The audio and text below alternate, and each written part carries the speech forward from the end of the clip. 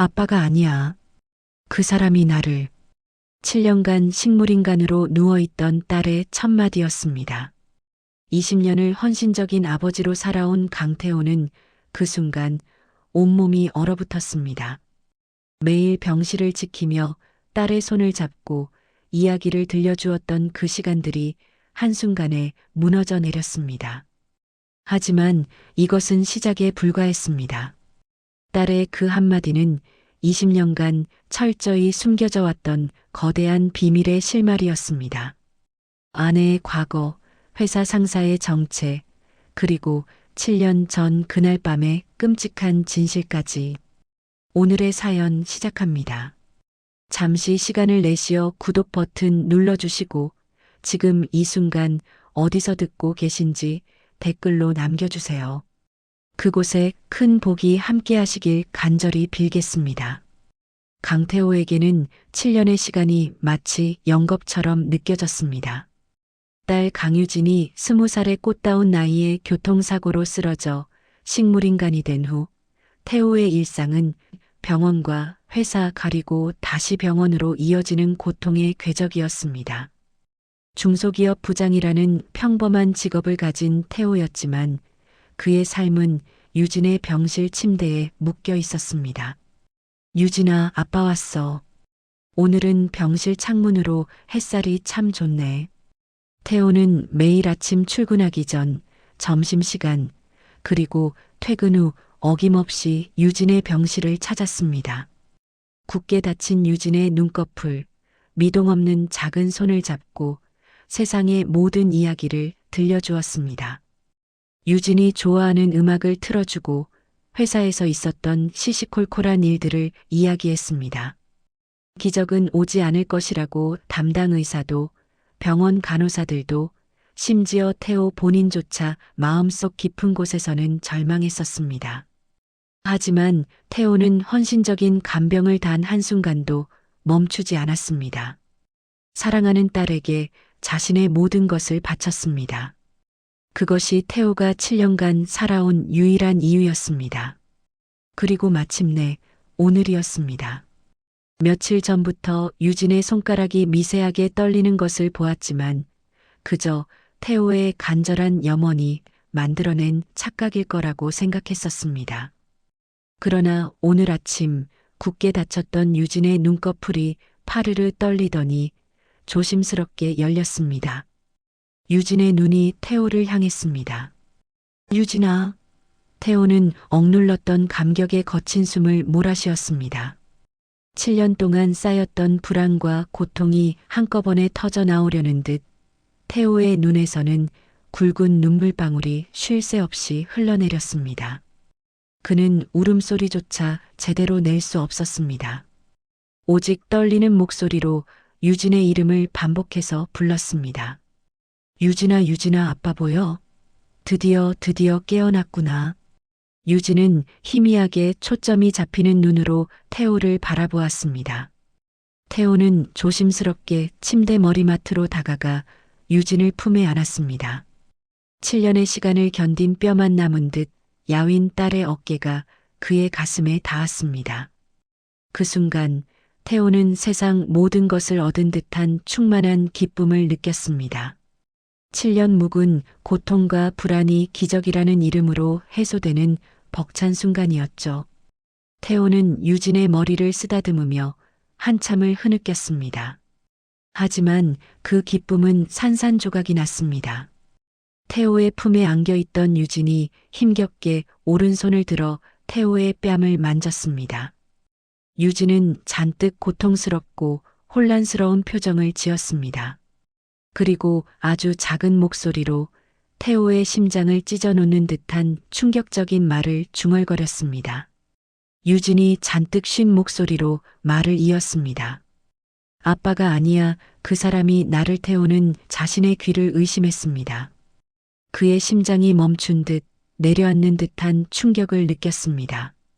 아빠가 아니다라는 그 한마디는 20년 전 아내와 결혼하며 태호가 묻어두었던 생부의 비밀이라는 고통스러운 진실을 다시 수면 위로 끌어올리는 방아쇠였습니다. 태호는 자신이 유진의 생부가 아닐지도 모른다는 불안한 과거의 진실을 7년 동안 헌신으로 덮어왔습니다. 이제 그 비밀이 유진의 입을 통해 터져나온 것입니다. 태호는 온몸의 피가 식는 듯한 고통에 시달렸습니다. 태호는 딸의 말이 사고 후유증으로 인한 선망일 것이라고 애써 스스로를 달랬습니다. 유진이 자신을 알아보지 못하는 것은 아닐 것이라고 믿으려 했죠. 하지만 유진의 눈빛은 달랐습니다. 그 작은 눈동자에는 혼란과 함께 깊은 두려움이 자리 잡고 있었습니다.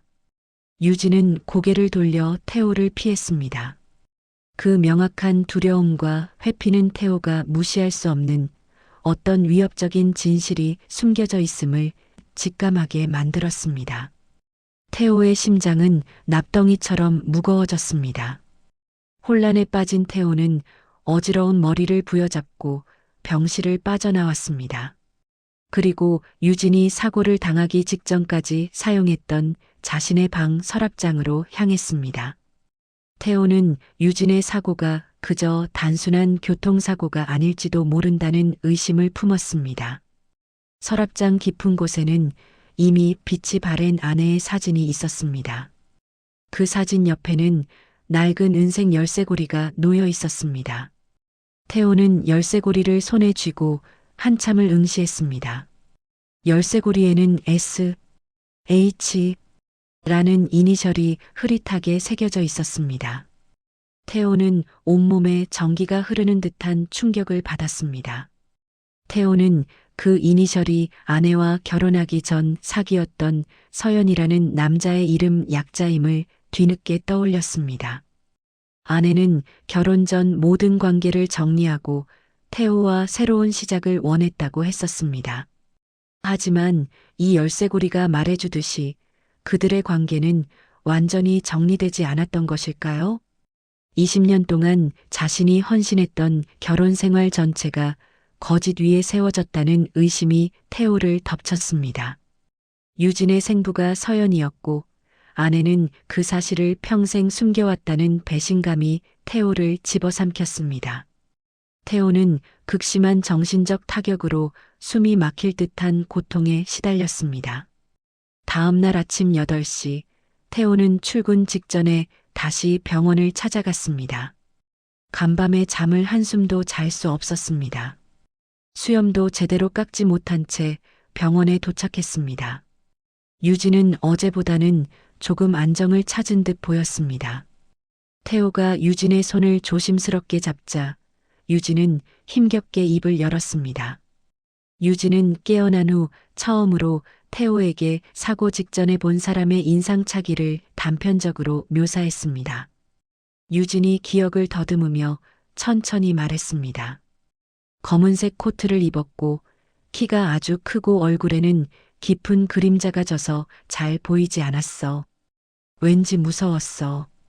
태호는 유진이 묘사한 검은 그림자와 유사한 인상착의를 곧바로 떠올릴 수 있었습니다. 사고 직전 그녀가 보았던 그것은 어쩌면 실체였을지도 모른다는 소름 끼치는 생각이 들었습니다. 태호는 최근 유진의 병실을 찾아와 이것저것 캐묻던 직장 상사 최 이사의 외모와 그 인상착의가 섬뜩하게 겹치는 것을 깨달았습니다. 최 이사는 항상 말끔한 검은색 코트를 즐겨 입었습니다. 유진의 사고, 아내의 과거, 그리고 자신의 직장 상사가 연결되어 있다는 미친 듯한 의혹이 태호를 사로잡았습니다. 태호는 이성적으로 생각할 수 없었습니다. 믿을 수 없는 상황이었지만 태호는 유진을 지켜야 한다는 강박으로 감정을 통제하기 어려워졌습니다. 태호는 이 모든 혼란 속에서 유품처럼 남겨진 아내의 일기장을 다시 펼쳐보았습니다.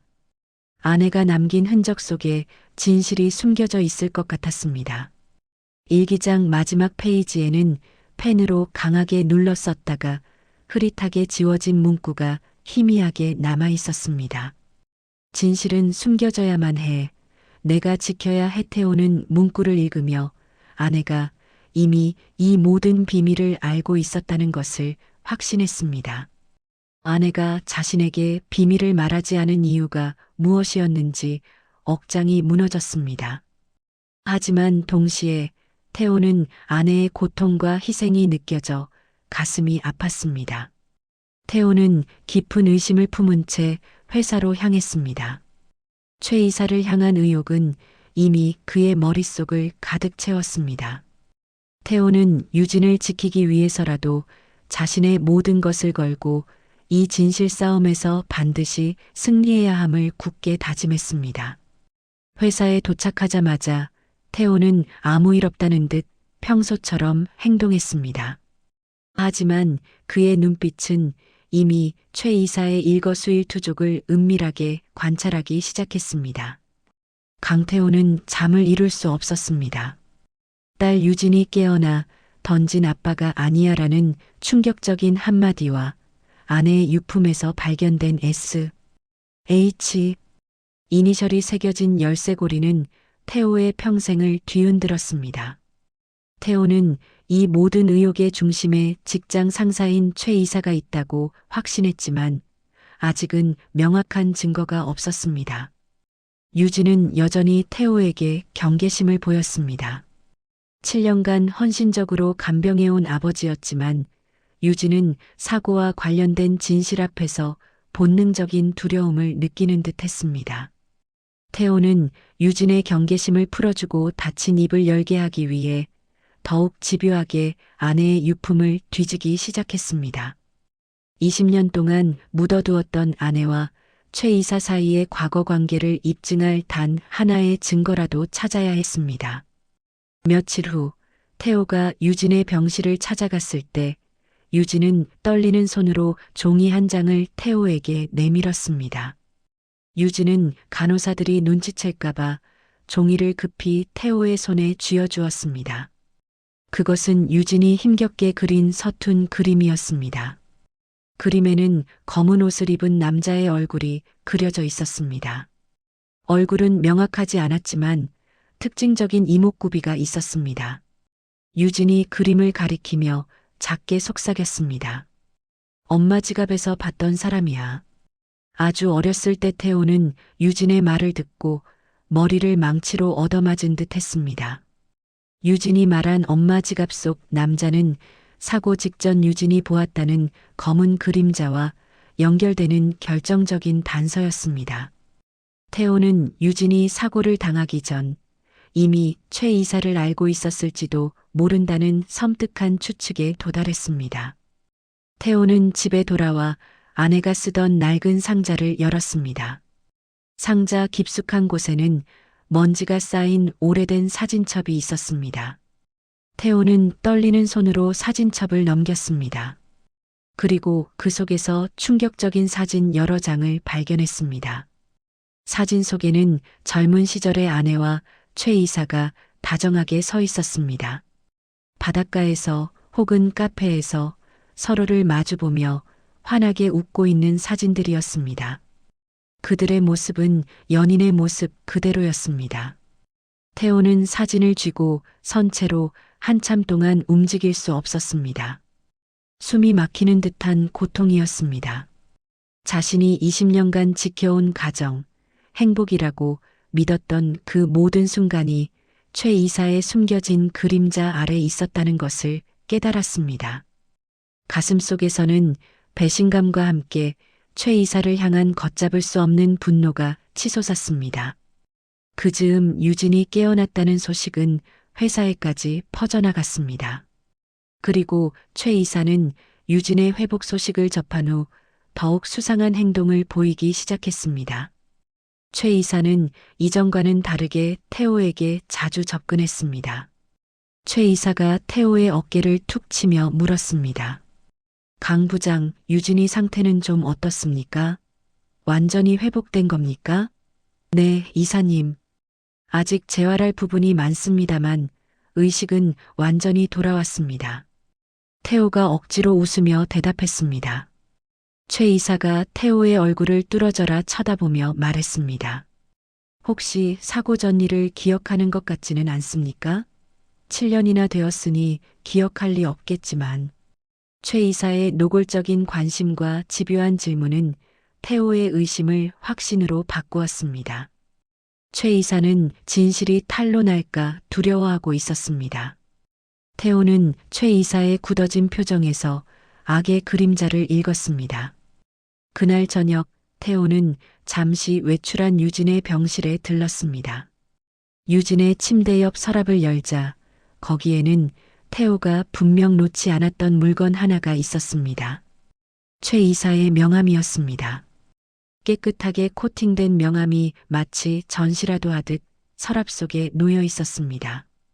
태호는 등 뒤로 찬물이 흐르는 듯 했습니다. 누군가 유진의 병실을 감시하고 있었고 최 이사가 의도적으로 이 명함을 유진에게 보여주려 했다는 것을 깨달았습니다. 이것은 단순한 압박이 아니라 유진의 입을 막으려는 명백한 위협이었습니다. 다음 날 오후 태호는 유진의 퇴원을 준비하고 있었습니다. 병원 로비에서 짐을 정리하던 중 태호는 크고 화려한 꽃바구니 하나를 발견했습니다. 꽃바구니는 태호의 이름으로 배달되어 있었습니다. 꽃바구니를 든 태호의 눈에 작은 카드 한 장이 들어왔습니다. 카드의 발신인은 바로 최 이사였습니다. 카드를 꺼내자 안에는 정중하지만 소름 끼치는 메시지가 적혀 있었습니다. 강태호 부장의 헌신적인 사랑에 감동했습니다. 유진 양의 쾌유를 진심으로 바랍니다. 7년 전의 일은 과거로 묻어둡시다. 당신의 헌신을 진심으로 응원합니다. 태호는 카드를 쥔 손에 힘이 들어갔습니다.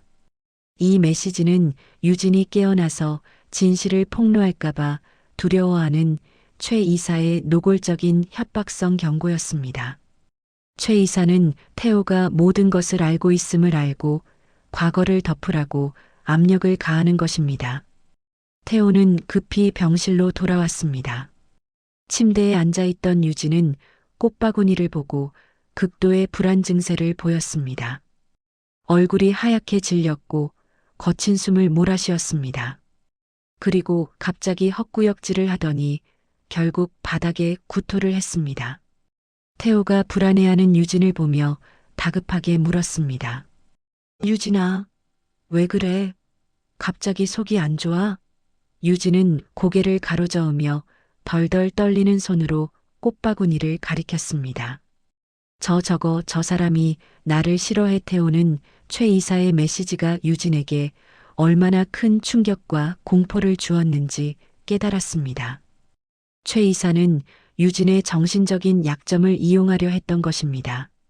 태호는 유진을 껴안고 진정시켰습니다.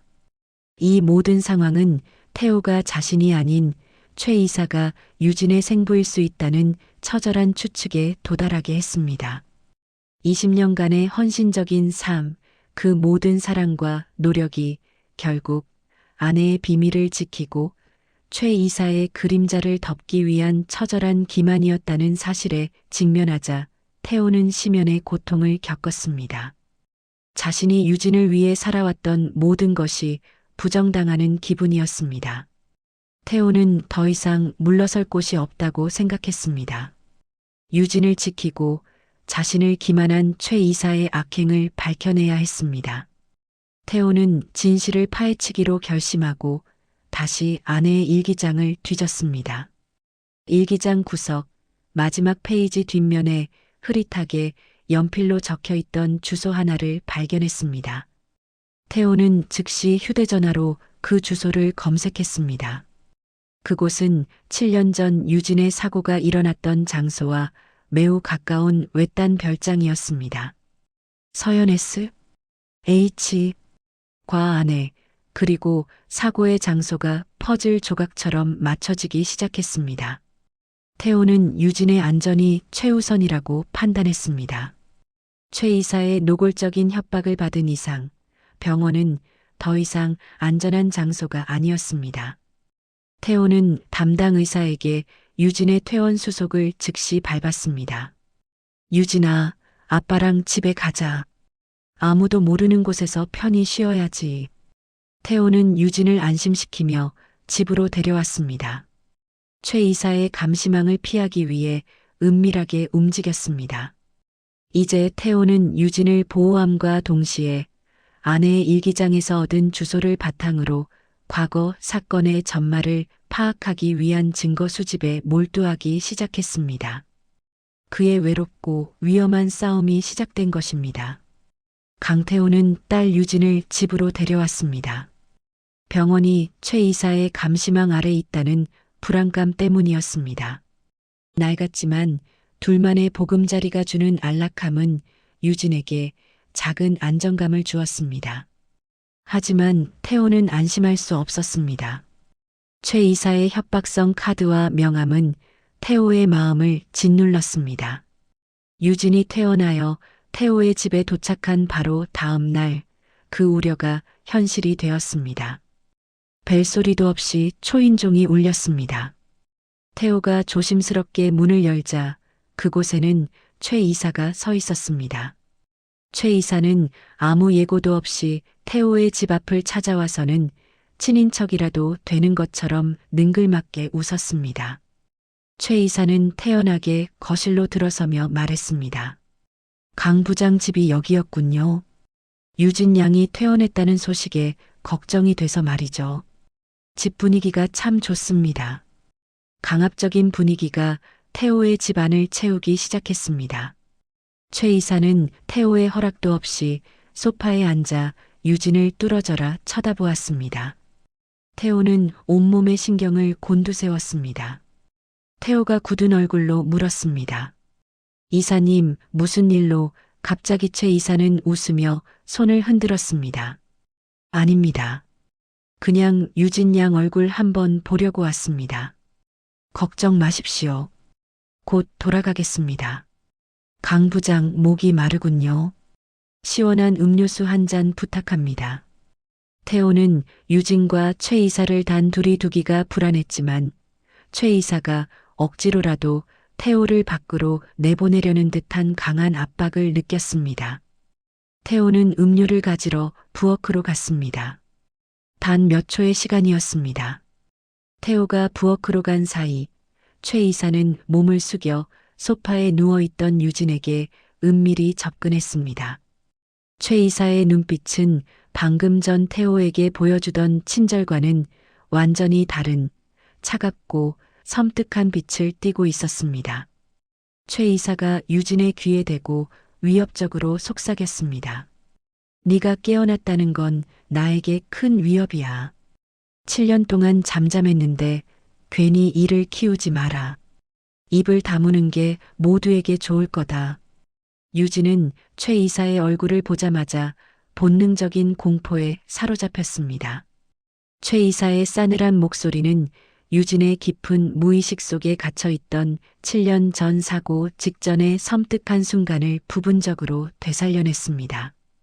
유진은 어렴풋이 기억했습니다. 최 이사가 엄마에게 소리를 지르며 위협했던 그 무서운 얼굴을. 유진은 비로소 자신의 사고가 단순한 우연이 아니었음을 깨달았습니다. 온몸의 털이 곤두서는 듯한 공포였습니다. 태호가 음료수를 가지고 거실로 돌아왔습니다. 최 이사는 언제 그랬냐는 듯 순식간에 표정을 바꾸어 부드럽게 웃었습니다. 최 이사는 주머니에서 작은 벨벳 상자를 꺼내 유진에게 내밀었습니다. 최 이사가 유진의 손에 상자를 쥐어주며 친절하게 말했습니다. 유진 양, 쾌유 축하 선물입니다. 예쁘죠? 제가 특별히 준비했습니다. 유진은 극도의 불안함에 떨리는 손으로 상자를 받았습니다. 상자 안에는 섬세한 보석 세공이 빛나는 고가의 목걸이가 들어 있었습니다. 태호는 그 목걸이를 보는 순간 숨이 멎는 듯 했습니다. 그 목걸이는 자신이 결혼 기념일에 아내에게 해주고 싶었으나 그때 형편 때문에 결국 해주지 못했던 디자인과 놀랍도록 흡사했기 때문입니다. 태호는 최 이사가 아내의 취향은 물론 태호 자신과 아내 사이의 사소한 기억까지 알고 있다는 사실에 경악했습니다. 태호는 목걸이와 아내의 유품인 S, H, 열쇠고리를 머릿속으로 연결했습니다. 이 목걸이는 단순한 선물이 아니었습니다. 이것은 최 이사가 아내의 과거에 깊숙이 관여했음을, 그리고 유진의 사고와 직접적인 관련이 있음을 태호에게 암시하는 소름 끼치는 메시지였습니다. 태호는 최 이사가 유진을 입막음하고 동시에 태호를 심리적으로 붕괴시키기 위해 움직이고 있음을 확신했습니다. 최 이사는 유진을 잠시 내려다보더니 태호에게 몸을 돌렸습니다. 최 이사가 태호의 어깨를 툭 치며 말을 이었습니다. 강 부장, 이번에 회사의 중요한 프로젝트를 당신에게 맡기겠습니다. 유진 양 간병에 집중해야 하니 이 프로젝트로 회사에서는 잠시 빠져 있어도 됩니다. 회사의 일은 내가 깔끔하게 처리하겠습니다. 태호는 겉으로는 감사합니다라고 말했지만 속으로는 최 이사의 보이지 않는 압박을 느꼈습니다. 이것은 배려가 아니라 태호를 회사에서 배제하고 모든 증거를 조작하려는 사전 작업임을 태호는 본능적으로 알았습니다. 최 이사는 태호가 유진의 간병에 매달리는 동안 자신의 악행을 은폐하려 할 것입니다. 최 이사가 문을 닫고 나간 후 태호는 분노와 불안으로 몸을 떨었습니다. 태호는 더 이상 혼자 힘으로 이 거대한 음모와 맞설 수 없다고 판단했습니다. 유진을 지키기 위해서라도 외부의 도움을 받아야 했습니다. 태호는 밤늦게 7년 전 유진의 사고를 담당했던 형사, 은퇴한 김 반장에게 전화를 걸었습니다. 태호는 다급하고 절박한 목소리로 김 반장에게 부탁했습니다. 김 반장님, 제가 부탁드릴 것이 있습니다. 7년 전 유진이 사고 말입니다. 다시 한번 봐주시면 안 되겠습니까? 이건 단순한 사고가 아니었습니다. 태호는 간절한 마음으로 사건 재조사를 부탁하며 최 이사의 사진을 문자로 전송했습니다. 김 반장은 처음에는 덮였던 사건을 다시 건드리는 것에 난색을 표했습니다. 7년 전 이미 단순 교통사고로 종결된 사건이었습니다. 김 반장이 전화기 너머로 한숨을 쉬며 말했습니다. 강태호 씨, 내가 은퇴한 지 얼마나 됐습니까? 그리고 그 사건은 이미하지만 태호가 보낸 최 이사의 사진을 본 김 반장은 잠시 침묵했습니다. 김 반장은 7년 전 사고를 처리하는 과정에서 윗선에 알 수 없는 압력과 불가사의한 개입이 있었음을 직감적으로 기억했습니다. 그리고 그 압력의 배후가 태호가 보낸 사진 속 최 이사와 연관되었을지도 모른다는 섬뜩한 예감을 느꼈습니다. 김 반장이 이내 나지막이 말을 이었습니다. 사실은 7년 전 사고 당시 교통사고 처리 과정에 의도적인 오류가 있었습니다. 현장 보고서 일부가 조작되었고 증거 확보가 제대로 이루어지지 않았죠. 제가 윗선 압력 때문에 어쩔 수 없이 사건을 덮어야 했었죠. 태호는 김 반장의 고백을 듣고 주저앉는 듯 했습니다. 유진의 사고가 최 이사의 탐욕과 악행으로 인한 치밀한 음모였음을 비로소 깨달았습니다. 20년간의 기만, 7년간의 고통, 그리고 지금의 협박까지 이 모든 것이 최 이사로부터 시작되었다는 사실에 태호는 복수를 다짐했습니다. 더 이상 참고 견딜 수 없었습니다. 태호는 우선 유진의 안전을 최우선으로 확보해야 했습니다. 당장 다음 날 아침 태호는 집안 곳곳에 최신 보안 시스템을 설치했습니다. 현관뿐만 아니라 유진의 방 창문까지 감지기를 달았습니다. 외부의 침입을 막는 것이 급선무였습니다. 태호는 거실 창밖으로 최 이사의 동선을 주시했습니다. 최 이사가 보낸 꽃바구니와 목걸이는 태호의 눈앞에 남아 태호를 괴롭혔습니다. 태호는 최 이사의 움직임을 주시하며 김 반장과 함께 모든 증거를 모으기 위한 계획을 세우기 시작했습니다. 이 외롭고 위험한 싸움에서 반드시 승리하겠다는 결의가 태호의 눈빛에 단단하게 타올랐습니다. 태호는 유진을 지키기 위한 진정한 아버지로서의 싸움을 시작한 것입니다. 강태호는 최 이사의 노골적인 협박과 위협 속에서 잠 못 이루는 나날을 보냈습니다. 유진의 안전을 확보했지만 태호는 이 거대한 음모의 실체를 파헤칠 결정적인 증거가 부족했습니다. 태호는 7년 전 사건의 기록들을 다시 살펴보고 김 반장과의 통화를 통해 신락 같은 희망을 찾아보려 했습니다. 김 반장님, 정말 단서가 전혀 없었습니까? 7년 전 그날 혹시 경찰 내부에서 놓친 것은 없었을까요? 태호가 절망적인 목소리로 김 반장에게 재차 물었습니다. 김 반장은 수화기 너머로 잠시 침묵했습니다. 태호의 간절함과 최 이사가 배후에 있다는 직감이 김 반장의 양심을 움직였습니다.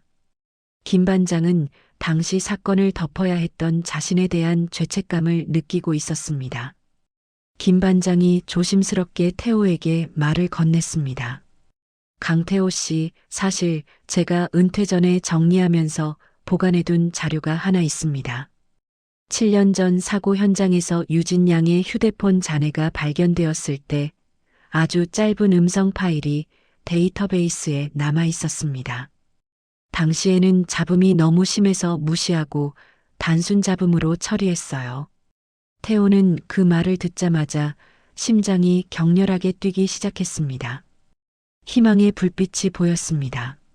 잡음으로 처리되었다는 그 짧은 음성 파일이 바로 최 이사를 무너뜨릴 유일한 희망일지도 모른다고 태호는 직감했습니다. 태호는 떨리는 목소리로 김 반장에게 간절히 부탁했습니다. 김 반장님, 그것만 복구할 수 없을까요? 아무리 잡음이 많아도 좋습니다. 제발 부탁합니다. 그것만이 우리가 진실을 밝힐 수 있는 유일한 증거일 수 있습니다. 김 반장은 태호의 절박한 부탁에 고개를 끄덕였습니다. 이제 김 반장 역시 이 사건이 단순한 교통사고가 아님을 확신했습니다. 김 반장은 복잡한 장비와 기술을 동원해야 하는 작업이었지만 태호의 간절함을 외면할 수 없었습니다. 한편 태호는 김 반장과의 공조를 통해 최 이사가 현재 어떤 움직임을 보이고 있는지 추적했습니다. 태호는 최 이사가 자신에게 회사의 중요한 프로젝트를 맡기고 회사를 비우게 한 이유를 파악하려 했습니다. 김 반장의 정보망을 통해 최 이사가 회사의 기밀 정보를 이용하여 대규모의 불법 비자금을 조성하고 있다는 충격적인 사실을 포착했습니다. 최 이사의 악행이 유진의 사고를 넘어 회사의 비리까지 확장되어 있다는 것을 알게 되었습니다. 김 반장은 과거 동료들의 도움을 받아 최 이사의 비자금 관련 서류 일부를 확보하는 데 성공했습니다. 서류들은 암호화되어 있었지만 김 반장의 노련한 수사 경험으로 일부 중요한 문서를 해독할 수 있었습니다. 그 서류들 안에서 태호의 아내 이름으로 된 고가 부동산의 차명 거래 기록을 발견했습니다. 태호는 그 거래 기록을 보고 또다시 충격에 빠졌습니다. 이 부동산 거래는 아내가 태호 몰래 최 이사와 오랜 기간 동안 은밀히 재정적인 관계를 유지해 왔음을 암시했습니다. 태호는 아내의 사랑을 의심하는 것 외에도 유진의 사고가 돈과 관련된 복잡한 이해관계까지 얽혀 있음을 깨달았습니다. 최 이사의 탐욕과 아내의 과거, 그리고 유진의 사고가 거대한 악의 고리로 엮여 있었습니다. 그 시각 집으로 돌아온 유진은 안정을 찾는 듯 했습니다. 유진은 오랜만에 자신의 방을 정리하다가 침대 밑에서 낡은 태블릿 PC를 발견했습니다. 7년 전 사고 직전에 사용하던 물건이었습니다. 유진은 태블릿을 켜보았습니다.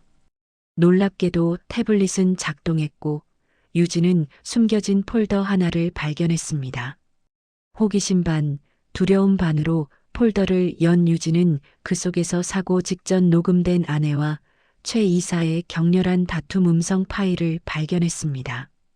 유진은 떨리는 손으로 파일을 재생했습니다.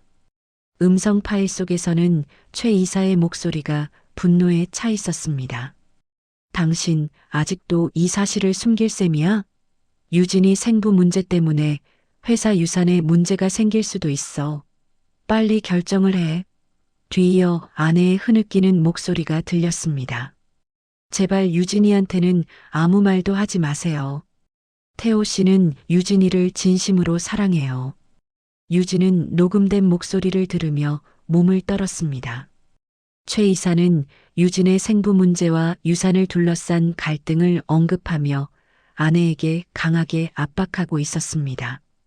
유진은 자신이 단순히 두 사람의 관계에서 비롯된 희생양이었음을 알고 큰 충격에 빠졌습니다.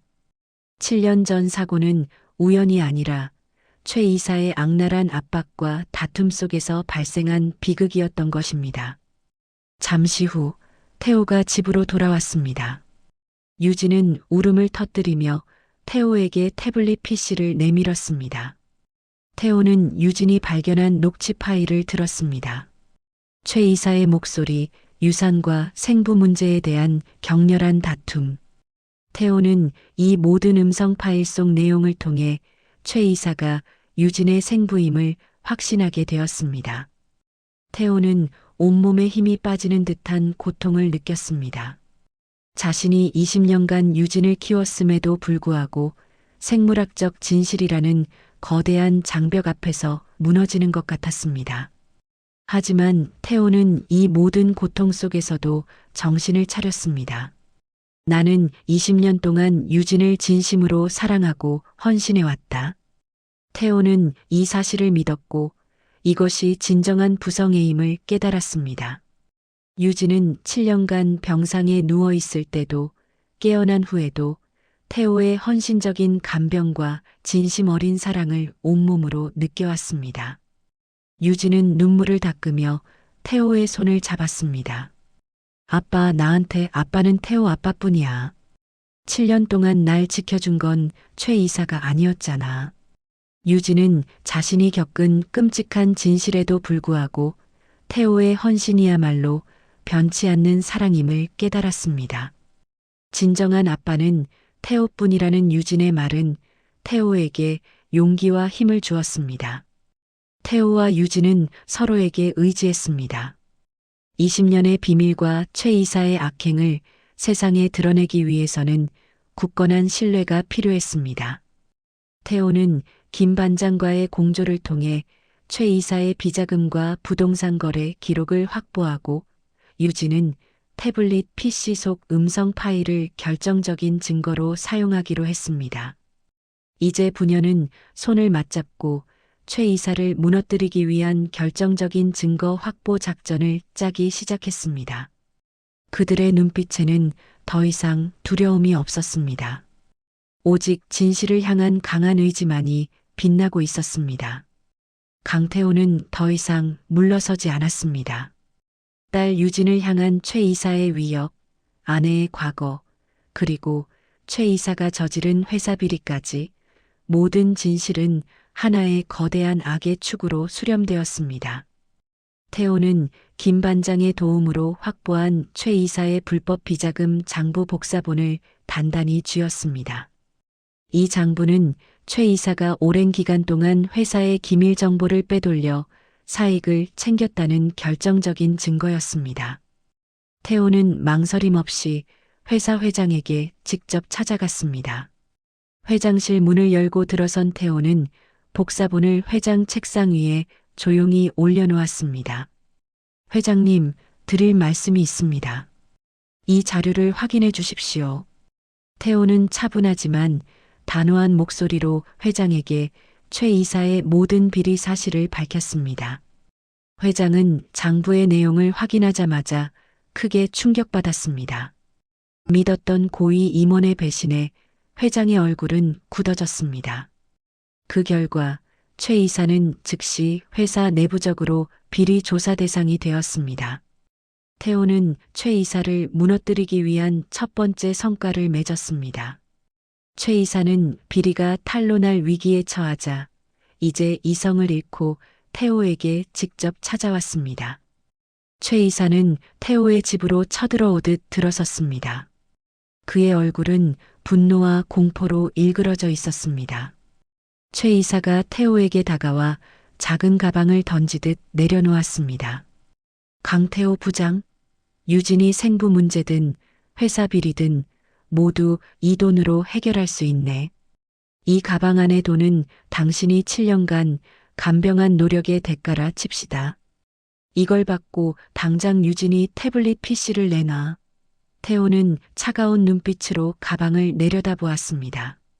돈으로 모든 것을 덮으려는 최 이사의 태도에 태호의 분노는 극에 달했습니다. 태호는 가방을 걷어차 문 밖으로 날려버렸습니다. 가방이 벽에 부딪히며 쿵 소리를 냈습니다. 태호가 최 이사를 노려보며 목소리를 높였습니다. 이제 돈은 필요 없습니다. 내가 원하는 것은 유진이 안정과 7년 전 사고의 진실입니다. 유진이에게서 당장 떨어지세요. 태호는 단호하게 협상을 거부했습니다. 최 이사는 경악한 얼굴로 태호를 바라보았습니다. 돈이 통하지 않는 상대는 최 이사의 계산에 없었기 때문입니다. 최 이사는 패배를 인정하지 않으려는 듯 씩씩거리다가 결국 아무 말도 하지 못하고 태호의 집을 떠났습니다. 최 이사와의 분노에 찬 대면 후 태호는 잠시 숨을 골랐습니다. 태호는 유진이 잠든 방으로 들어갔습니다. 유진의 침대 옆 탁자에는 태호가 7년 동안 매일 밤 유진에게 읽어주었던 헌신적인 간병 기록이 담긴 낡은 수첩이 놓여 있었습니다.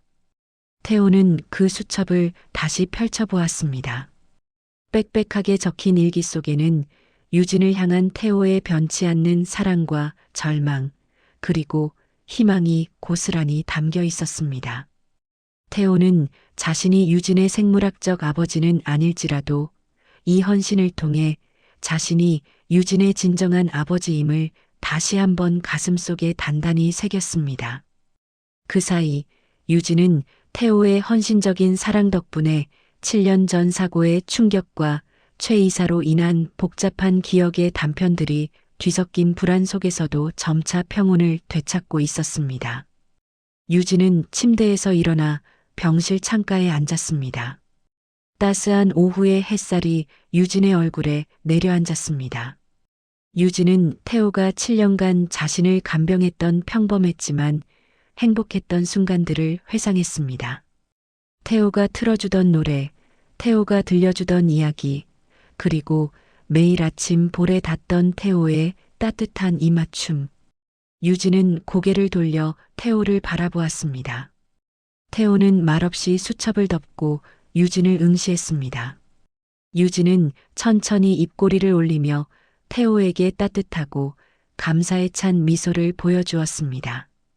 그 미소는 유진이 태호에게 보내는 가장 진심 어린 인정과 사랑이었습니다. 태호는 그 순간 자신이 이 모든 고난을 이겨내고 얻은 가장 큰 카타르시스와 안도감을 느꼈습니다. 유진의 미소는 태호에게 강력한 힘이 되었습니다. 다음 날 오후 김 반장에게 연락이 왔습니다. 김 반장은 7년 전 사고 현장에서 회수한 유진의 휴대폰 음성 파일을 완벽하게 복원하는 데 성공했다고 알렸습니다. 태호는 서둘러 김 반장의 사무실로 향했습니다. 김 반장은 복원된 파일을 재생했습니다. 그 안에서는 최 이사가 아내에게 소리를 지르는 음성이 명확하게 녹음되어 있었습니다. 최 이사의 분노에 찬 목소리가 울려 퍼졌습니다. 당신이 나에게 등을 돌리면 안 되지. 유산, 그거 당신 아들 거 아니야. 당장 그 서류 가지고 와. 안 그러면 내가 당신 딸 사고라도 내서 모두 다 끝장낼 거야. 태호는 녹음된 음성을 들으며 손을 떨었습니다. 사고라도 내서라는 최 이사의 말이 너무나 명확하게 들렸습니다. 이 녹취 파일은 최 이사가 유진의 사고에 고의적으로 개입했음을 입증하는 빼도 박도 못할 증거였습니다. 태호는 이것이 최 이사를 완전히 무너뜨릴 수 있는 최후의 무기임을 확신했습니다. 태호는 곧바로 집으로 돌아와 복원된 음성 파일을 유진에게 들려주었습니다. 유진은 파일을 듣는 내내 눈을 질끈 감았습니다. 그리고 음성이 멈추자 유진은 왈칵 눈물을 쏟아냈습니다. 유진이 흐느끼며 태호에게 모든 것을 털어놓았습니다. 맞아, 저 목소리야. 7년 전 엄마랑 싸우는 소리가 너무 무서워서 내가 도망치려고 했어. 그때 최 이사가 나를 붙잡으려고 달려왔고 그때 사고가 난 거야. 그 사람이 나를 유진은 7년 전 사고 직전의 모든 기억을 완전히 되살려냈습니다. 사고가 단순한 우연이 아니라 최 이사의 협박과 폭력이 빚어낸 비극이었음을 확인한 것입니다. 태호는 오열하는 유진을 따뜻하게 안아주었습니다. 태호가 유진의 등을 부드럽게 쓰다듬으며 다독였습니다. 이제 괜찮다, 유진아. 이제 아빠가 너를 지켜줄 것이다. 다 끝났어. 태호의 따뜻한 포옹 속에서 유진은 비로소 7년의 트라우마를 벗어던질 수 있었습니다. 태호와 유진, 두 사람의 유대는 모든 비밀과 고통을 이겨내고 더욱 단단하게 맺어졌습니다. 태호는 복원된 음성 파일과 김 반장이 확보한 비자금 장부 복사본을 단단히 챙겼습니다. 그리고 김 반장과 함께 경찰서로 향했습니다. 최 이사가 이제 더 이상 도망칠 곳이 없음을 직감하며 태호는 유진의 명예와 자신의 헌신을 증명할 최후의 법적 심판을 준비했습니다. 긴 싸움은 이제 결말을 향해 달려가고 있었습니다. 강태호는 김 반장과 함께 경찰서에 도착했습니다. 태호는 복원된 음성 파일이 담긴 휴대폰과 최 이사의 비자금 장부 복사본을 경찰 수사팀에게 제출했습니다. 증거는 명백하고 강력했습니다. 이 음성 파일에는 7년 전 유진이 사고가 단순한 우연이 아니었음이 명확하게 담겨 있습니다. 최 이사가 유산 문제로 제 아내를 협박했고 그 과정에서 사고가 일어났습니다. 태호가 침착하지만 단호하게 진술했습니다. 경찰은 제출된 증거들을 바탕으로 즉시 최 이사에 대한 체포영장을 발부하고 수사에 착수했습니다.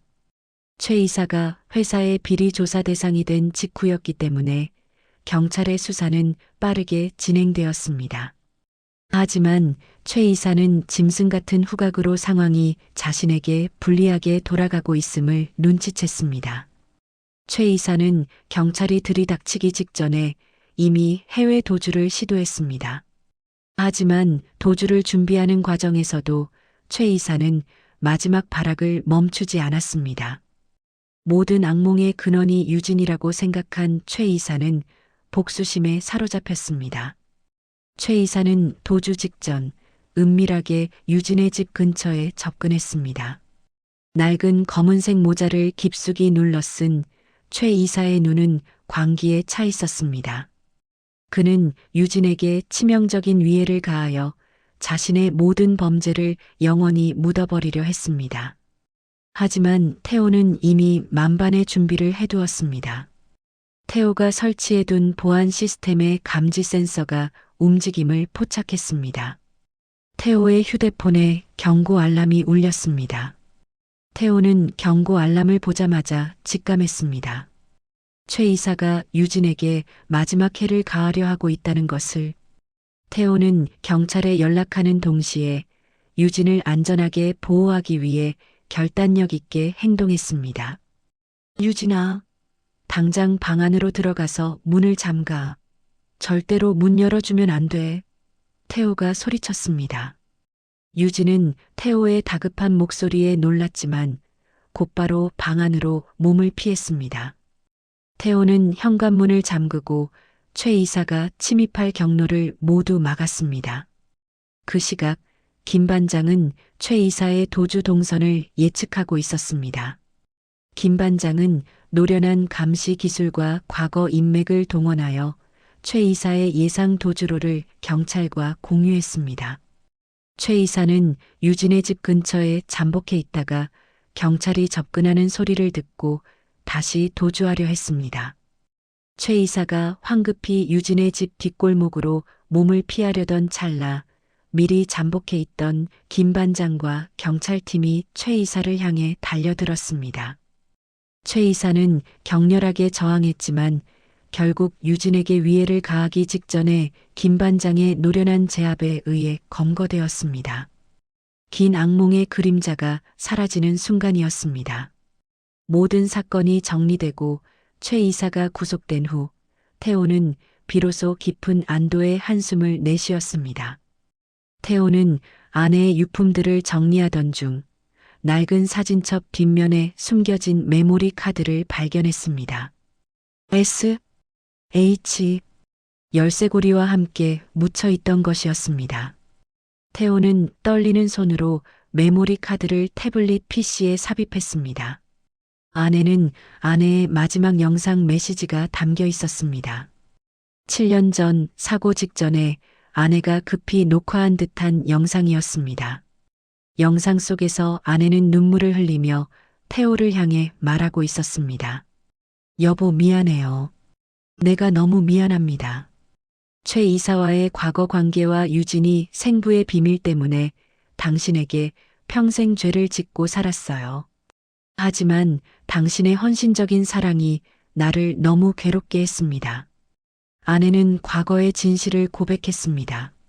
이어 아내는 태호의 헌신적인 사랑에 대한 고마움을 표현했습니다. 당신은 유진이에게 세상 최고의 아버지예요. 이 영상을 당신이 본다면 내가 지키려 했던 모든 비밀을 밝혀주세요. 그리고 진실로부터 당신을 자유롭게 해주세요. 사랑합니다, 여보. 아내는 마지막으로 태호를 향한 애틋한 유언을 남겼습니다.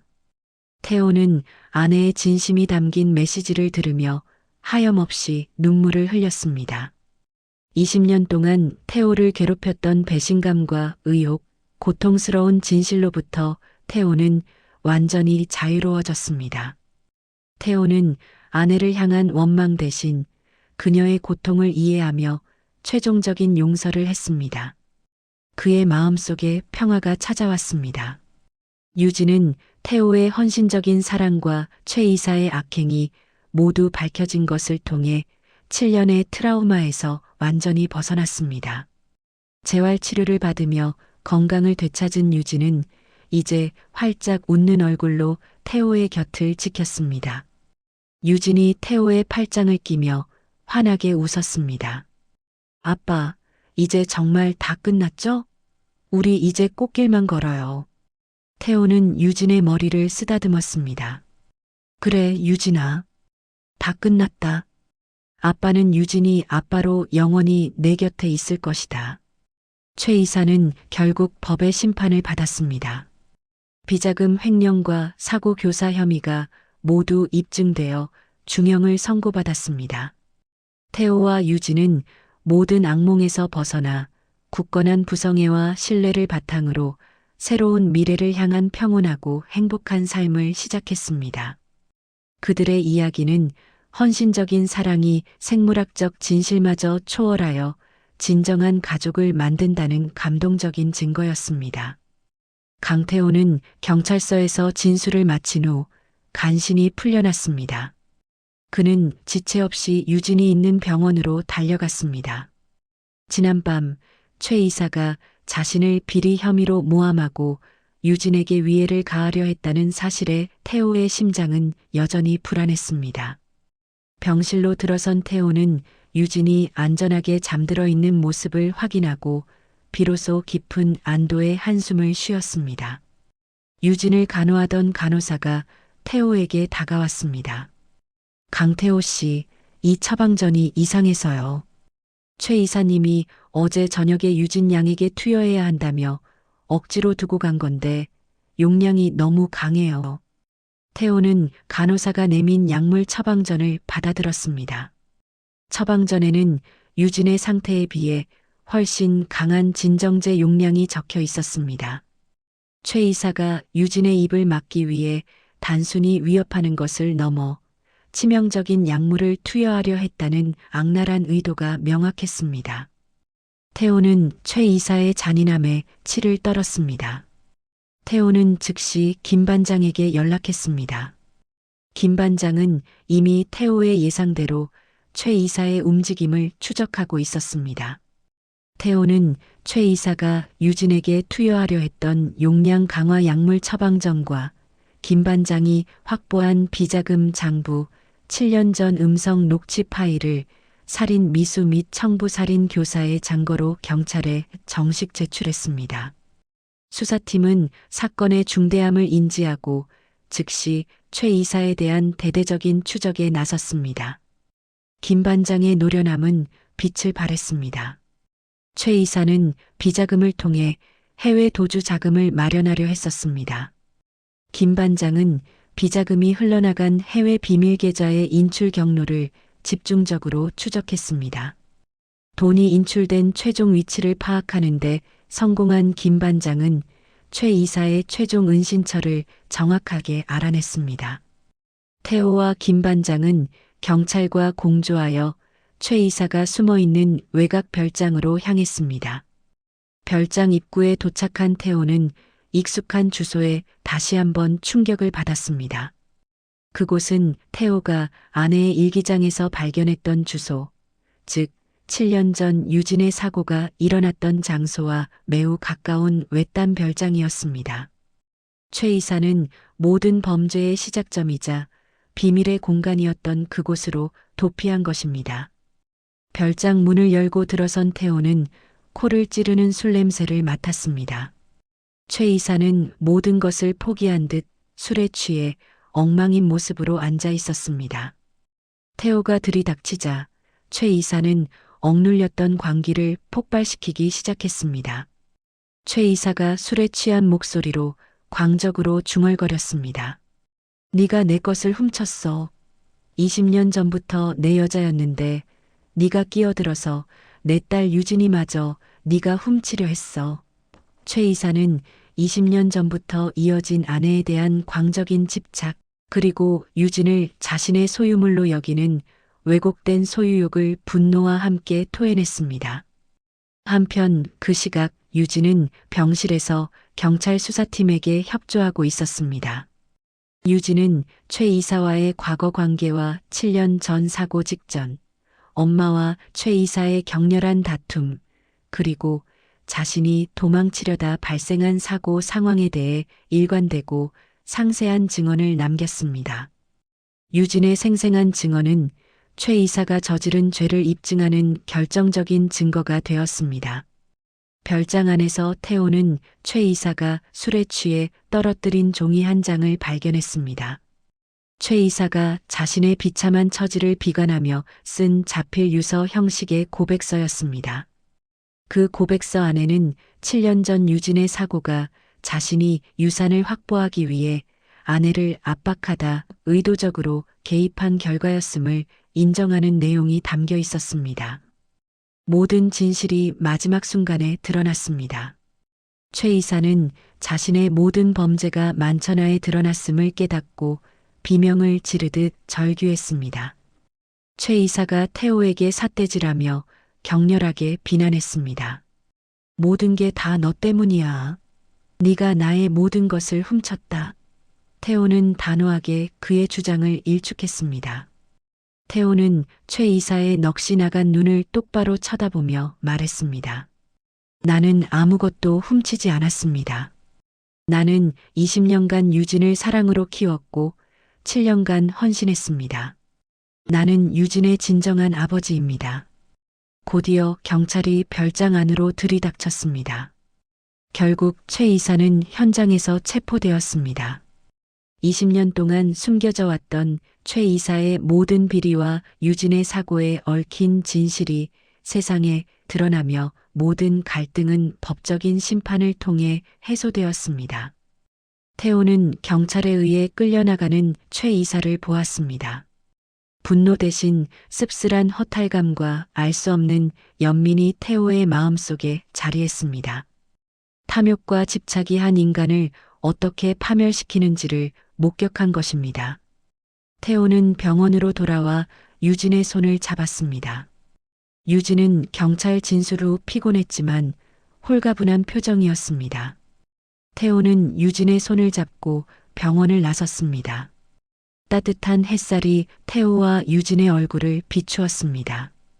태호는 비로소 20년간 자신의 어깨를 짓눌렀던 무거운 짐을 내려놓은 듯 깊은 안도의 한숨을 쉬었습니다.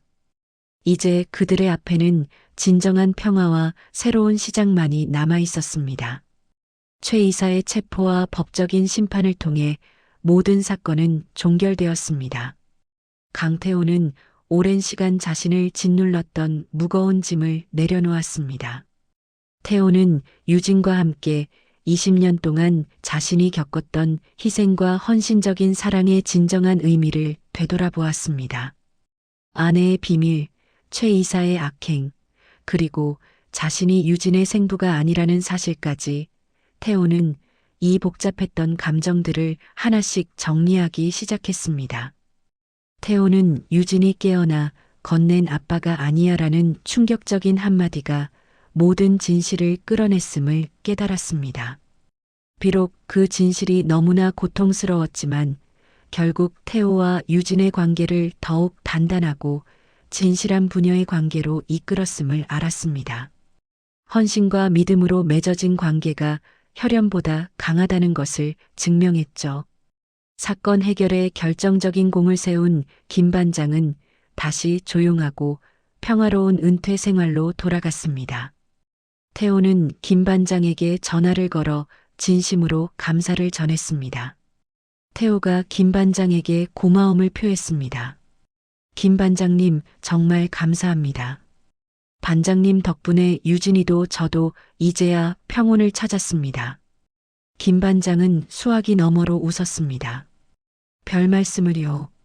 강 부장님의 헌신적인 부성애가 이 사건을 해결한 진짜 힘입니다. 이제 유진 양과 행복하게 사십시오.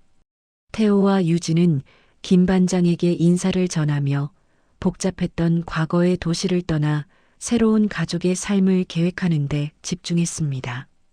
태호는 아내가 생전에 가장 좋아했던 조용하고 평화로운 해안 도시로 이사를 결정했습니다.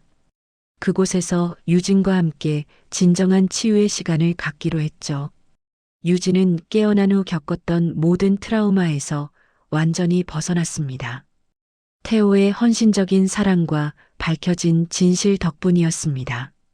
유진은 이제 밝고 건강한 미소를 되찾았고 병색은 완전히 사라졌습니다. 태호는 유진의 모습을 볼 때마다 가슴 깊은 곳에서부터 행복을 느꼈습니다. 이사를 며칠 앞둔 날 오후 태호는 이삿짐을 정리하던 중 아내의 유품 상자 깊은 곳에서 낡은 비디오 테이프 하나를 발견했습니다. 7년 전 유진의 사고 직전에 촬영된 듯한 테이프였습니다. 태호는 조심스러운 마음으로 비디오 테이프를 재생했습니다. 화면 속에서 아내가 눈물을 흘리며 서 있었습니다. 그녀는 고통스러운 표정으로 말을 이어갔습니다. 이 영상을 태호 씨가 보게 될까요? 나는 유진이 생부의 비밀을 평생 묻어두고 싶었어요. 태호 씨에게는 죄책감 때문에, 유진이에게는 진실을 숨기기 위해 거짓말을 했어요. 아내는 태호의 헌신적인 사랑이 자신에게 얼마나 큰 짐이자 미안함이었는지 토로했습니다. 태호는 아내의 고통스러운 마음을 비로소 이해할 수 있었습니다. 아내는 영상 말미에서 간절한 유언을 남겼습니다. 만약 유진이가 깨어나게 된다면 꼭 이 진실을 밝혀서 태호 씨를 이 고통에서 자유롭게 해주고 싶어요. 당신은 세상에서 가장 좋은 남편이었고 가장 좋은 아버지였습니다.